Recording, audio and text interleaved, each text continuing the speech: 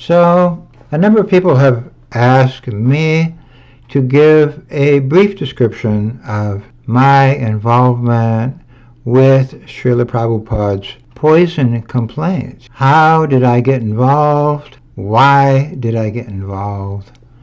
And what led me to think in the first place that Srila Prabhupada had been potentially poisoned by some of his quote-unquote top leaders.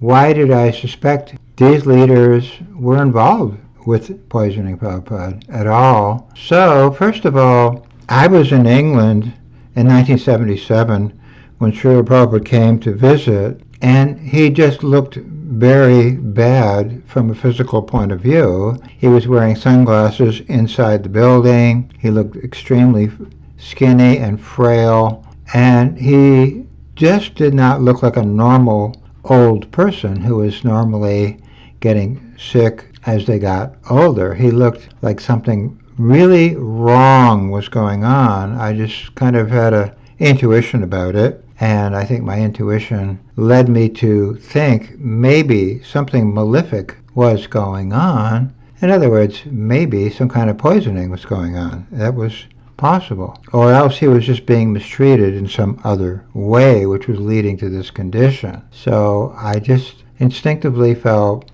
there is a problem. Now later on, I got the Conversations books, the 1977 Conversations books, which were printed, I believe, around 1990, something like that. Only 1,000 sets were printed. It turns out that Tamal Krishna was suppressing the printing of these conversations. So that was suspicious in itself. Why were these conversations not being published for such a long time? Why only a very small printing of 1,000 copies? It looked very suspicious to me. Now, on top of suppressing the conversations, we had a suppression of the letters. Now, somehow or other, Sulochan, my associate, got a microfiche copy of the letters, and we immediately found many unflatteringly made comments about the leaders. For example, Kirtananda is a crazy man, we need to put him back into Bellevue, things like that. So me and Sulochan were hanging out at this funky hotel, and he got a phone call, and it was a guru, an ISKCON guru, and the guru told him, "You will be dead meat on the hook if you continue to publish these letters." So we knew we were onto something. Now, simultaneously, Sulochan got the appointment tape, the so-called appointment tape, which had appointed the gurus, and he said this is a splice job. But the same question came up: why was this tape hidden? Why didn't we have this tape? Why did I have to have somebody break into Hansadutta's safe to get a copy of the will? And I was the only person with a copy, and I was making photocopies, and some of the leaders were not happy with that. The direction of management was not circulated. The July 9th letter was not circulated. All kinds of documents were being suppressed. So anyway, in 1990, I'm reading the Conversations book, and it says conversation in Hindi about poison. Okay, wait a minute. Why don't we have the whole transcript of that conversation? So I had already understood that a number of tapes were missing from 1977, so I was very doubtful to think that I would ever get this Hindi conversation about poison.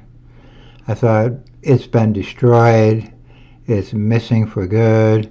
There's no way that they would ever release that tape to a person like me, who was like famous or infamous for distributing lost materials. And I was really acting like a private investigator. I was finding this document, this tape, that tape. We were uncovering many missing elements that Prabhupada had wanted or stated. Anyway, so I asked Krishna at that time, I said, "My Lord, I never ask you for anything. I don't want to ask you for anything. But there is one thing. You just have to do this. You got to get me this tape. You got to put this tape into my grubby little hands. I need this tape. And I prayed like that all along. So that went on for like 7 years. I kept saying, Krishna, if this tape exists, you got to find it and get it to me. And then in 1997, a devotee came to me with a small box with some tapes in it. And he says, here's the tapes you wanted, but under no circumstances ever mention my name, because he was afraid of these guys. But he was there in 1977, and he said he was already convinced that Prabhupada was being poisoned at that time. He and a few other people were convinced. So he was, meanwhile, having nervous breakdowns and all kinds of mental issues because he had all this information, but he was reluctant to let it come out. He was afraid of these people. So anyway, he felt very relieved to give me the tapes, and he said, I'm afraid of these people. If I release this tape, they'll kill me. But since you don't give a crap, you'll release it anyway, and I know that, and that's why I'm giving you the tapes. So he was right, I would release these tapes. But I was very reluctant to just hand out the tapes right away, make copies and give them out. I didn't want to do that right away because I realized this information is going to turn ISKCON on its head and turn ISKCON's history on its head, and in fact turn world history on its head. So I really wanted to make sure I had this information correct before I just ran out and enthusiastically started handing it out. But much of the conversation was in Hindi and Bengali, so I didn't really understand completely the whole conversation. So I knew before I do anything else, I'm going to need to make a transcript. But I can't trust any ISKCON people to make the transcript. If I give it to an ISKCON person, he's going to rat me out to the leaders, and I'm going to be dead, or the tape is going to be destroyed, or both. So I have to be very careful how I release this information. So I called up some Bengali newspaper people, and I found a Bengali writer, and he agreed to make the first transcript. So when I took the tape to him, I played the tape to him briefly, and he just stopped the tape and he said, this is a homicide. This person was maliciously taken out. That was his impression. And this guy didn't really even know who Prabhupada was, but he understood Bengali and Hindi very well. So he said, yeah, this tape indicates that some kind of major mayhem was going on, a homicide. And that kind of convinced me right off the bat that I was onto something big, because, that was his impression, just like an unbiased person. So I put the tape into my Sony Walkman. A Walkman was a little device that you could use to play tapes with headphones. And I just walked and walked and walked around the Santa Monica Mall.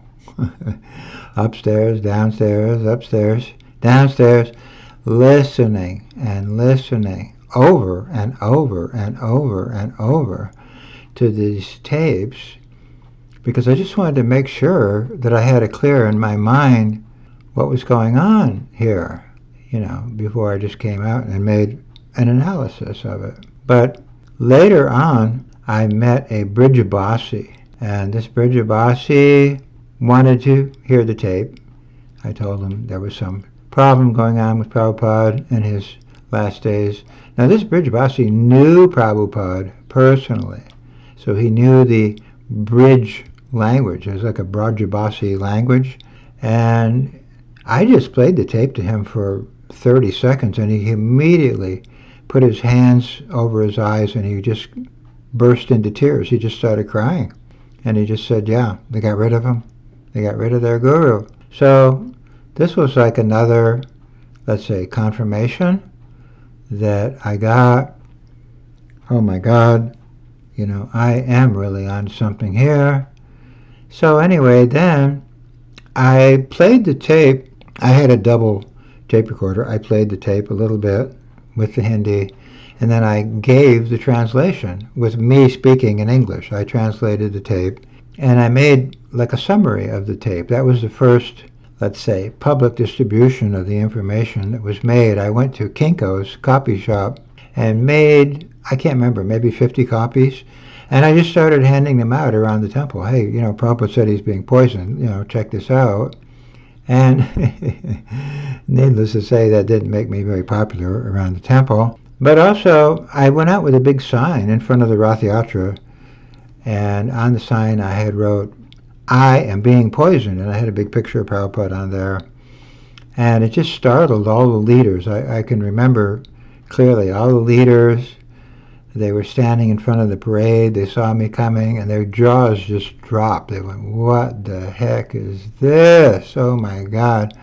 So it really created a stir amongst those people. Now, what's interesting is there were some ladies in bikinis, and they were on roller skates, and they were just skating by.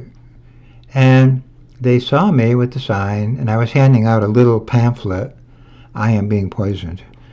And they just stopped, and they says, what is going on? And I says, well, our elderly spiritual master complained that he was being poisoned. And immediately those ladies looked down, and they were very upset, and they said, oh my God, that's horrible. But meanwhile, most of the devotees were trying to avoid me. They were very angry, many of them. And we actually got attacked briefly by some of those ISKCON guys. So the devotees didn't want anything to do with this issue for the most part. But some ladies on roller skates, they were immediately interested, and they felt sorry for Prabhupada. So that gave me another indication. The devotees are not normal people. They're very, very insulated emotionally, psychologically, and information-wise. They just don't accept information that doesn't fit their agenda. And since if Prabhupada was poisoned, that would challenge the whole status quo of the whole situation. So that would make me an enemy right away.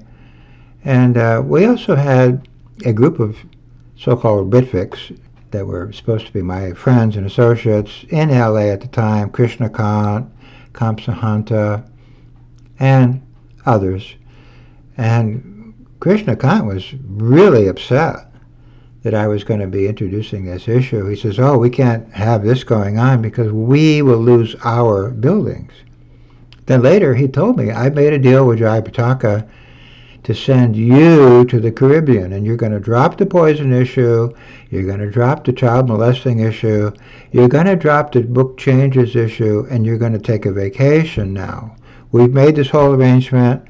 You got to go. We're going to get your tickets to go fly to the Caribbean pretty soon, and you just got to go on vacation. We've used you as a bargaining chip. I said, whoa, wait a minute. Hang on. I'm not going to the Caribbean and have Jai Pataka be my caretaker. Are you kidding me? He's one of the suspects in the poisoning issue here. I can't be going anywhere under his domain. So again, I could see a lot of devotees were just very naive about this whole thing. They just thought, oh yeah, we're going to work out everything with the GBC and the big gurus, and we're going to have a reform, and everybody's going to get along. And we're just going to get rid of this guy Pranjan. He's just a troublemaker. Well, okay, not so fast. I didn't agree to any of that. And it is remarkable that at that same time that I introduced the poison issue, I was having ISKCON sued for $400 million for mass child molesting, and I was helping the lawsuit over the changed books. So I was really going to town on these guys on many levels. And a bunch of them were standing on the sidewalk, the leaders, like Giriraj and Hridayananda and Amarendra, all these guys. And I would ride my bike by in the morning, and I was handing out a little paper to give to the Gurukulis, the school children who had been victimized, and I was getting them to call a 1-800 number so they could get a hold of the lawyer and sign up for the case. So that didn't make me very popular, but I just saw the leaders were just grimacing and growling, and oh my God, they just hated what I was doing. Just hated it. So I said, wow, okay, so these children are being molested under their domain, in their regime. It's their responsibility. And instead of feeling sorry and bad that all this is going on, they're angry and upset that they are being exposed. So try to understand, why do I think these people poison Prabhupada? Because the attitude they have towards other living entities, including me, including children, is awful. That's all. They don't seem to have any compassion or any concern for the well-being of other living beings. So if they would basically want to get rid of me, and they would if they could, why wouldn't they get rid of Prabhupada? So that was another thing. I don't always have facts on every single level about everything, but I have a gut feeling about things.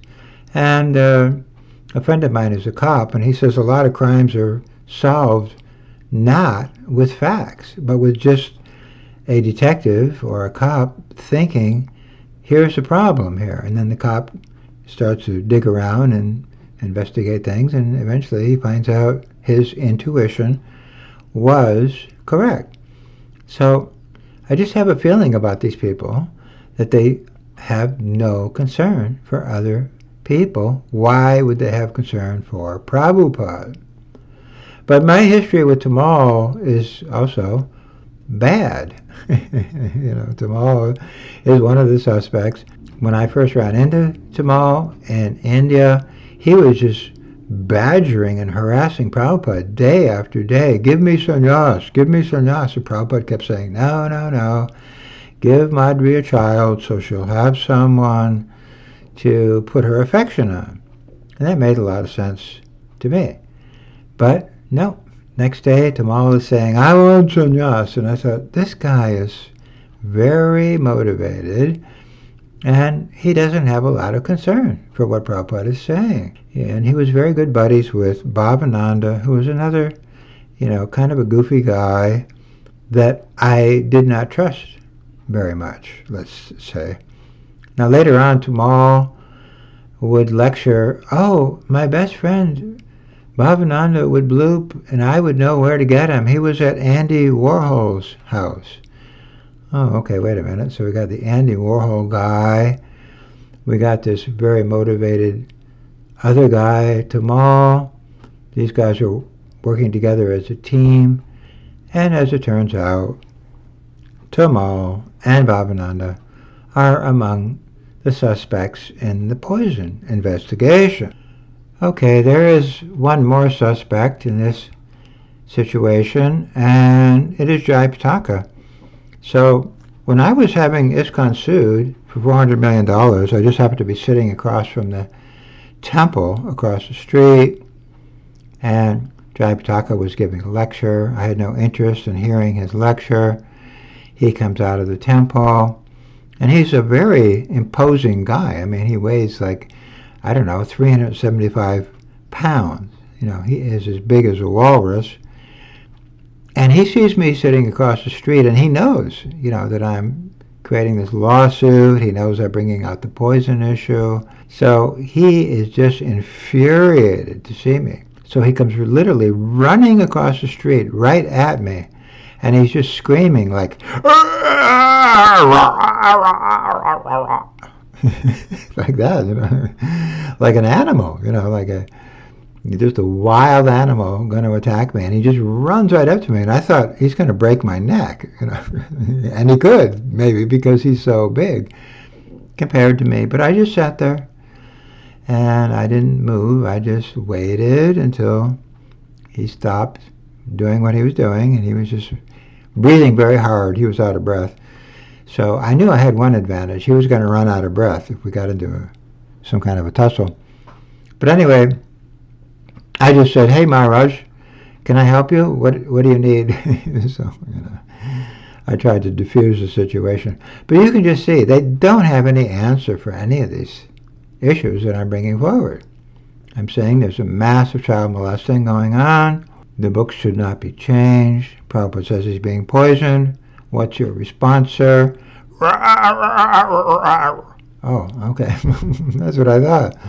You don't have a response because there is none. So all this, again, it adds up to me that these people are very suspicious people. They don't have concern for other living entities. I do not believe they had a lot of concern for Prabhupada. I think he was an obstacle for their ambitions. I think they were very ambitious. They wanted to become gurus, and Prabhupada was in the way. And Prabhupada had said no more sannyas.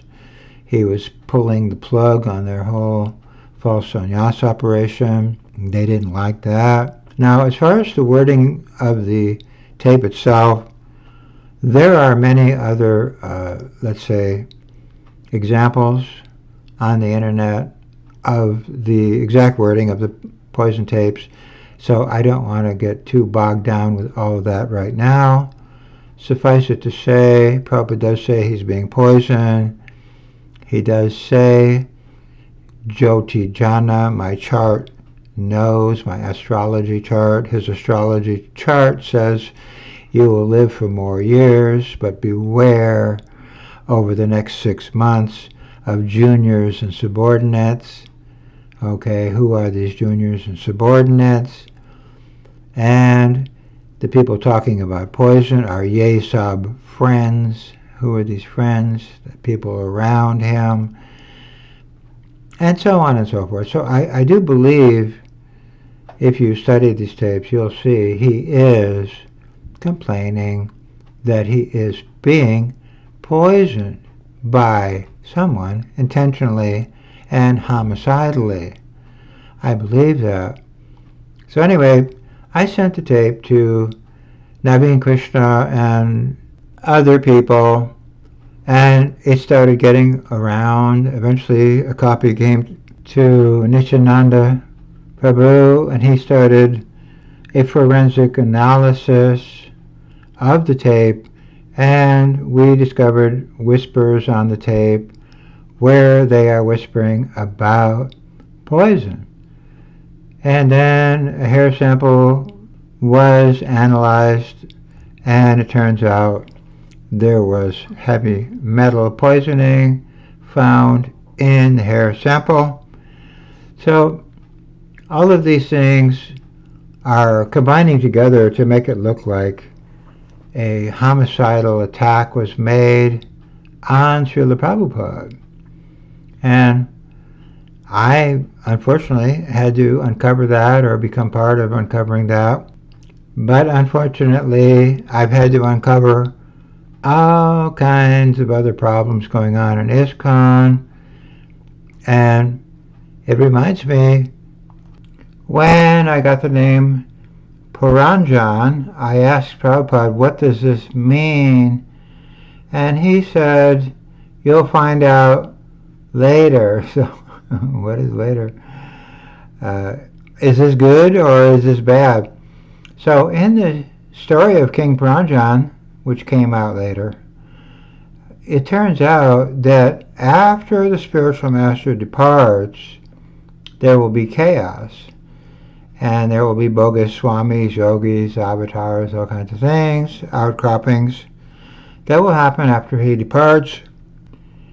And I kept saying, oh, is there anybody else named Puranjan? I don't want to be stuck in the middle of a whole disaster zone when Prabhupada leaves.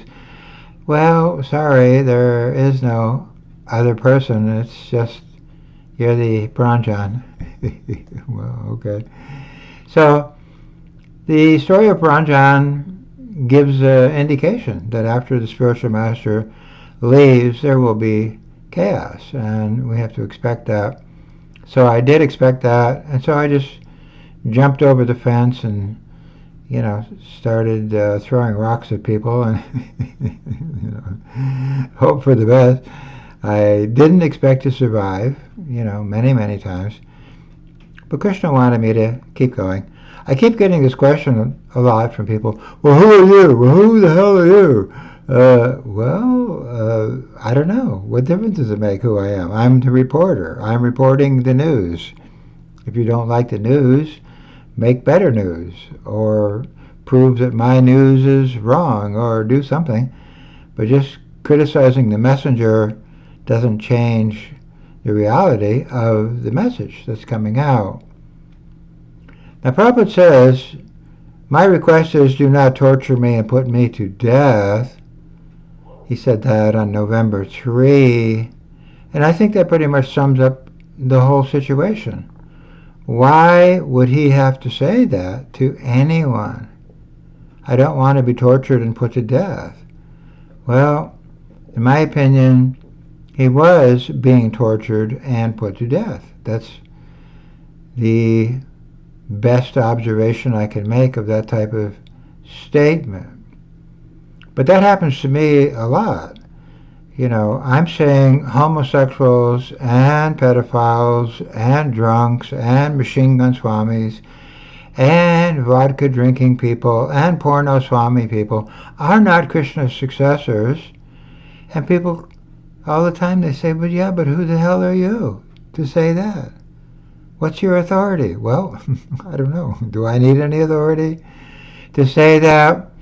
And when I meet normal people, I mean to say the mundane people, they ask me the same thing. Why would you have to tell anyone that predators and pedophiles and deviants and drunks are not God's successors? Why would anybody have to even tell another soul that is a fact? Why don't they know that already? Yeah, so it's a big mystery. A lot of devotees have been covered up, that's all. And then after Prabhupada left, there was just a mass covering up. The illusion just swept over everybody. And, Jaitirtha's a pure devotee, and Tamal Krishna's a pure devotee, and Sasarup's a pure devotee, and they're residents of Vaikuntha, and they're just like Jesus. They're going to absorb sins like Jesus and all the rest of it. And I just said, no, I don't think so. So I think the whole society was poisoned in many different ways. And the poison was administered physically to the guru, and it was administered with false, let's say, philosophy after Prabhupada left. And it's all connected, in my opinion. Anyway, I just wanted to make a brief summary overview of some of the situations here that I found myself in. And when people say, who are you? I don't think I'm an important person. But I also think I did turn history around. So that is because sometimes a needle is used to pull out a thorn. So Prabhupada says sometimes an insignificant living being is given a task, and that's the way Krishna operates. We can't question that or challenge that or try to figure it out. There's nothing to figure out. Somebody had to bring out the molesting issue, the book changes issue, the poison issue, and I contributed to that. I had some help here and there, but many people say you were the point man. You were the guy who led the charge, so to speak. And that may or may not be, but anyway, it is what it is. That's the situation. I contributed to the history of ISKCON. Tribakram Swami said, I am the junkyard dog of ISKCON. That may also be true, but the junkyard dog is part of the parade. So, anyway, I hope this helps, and Hari Bo.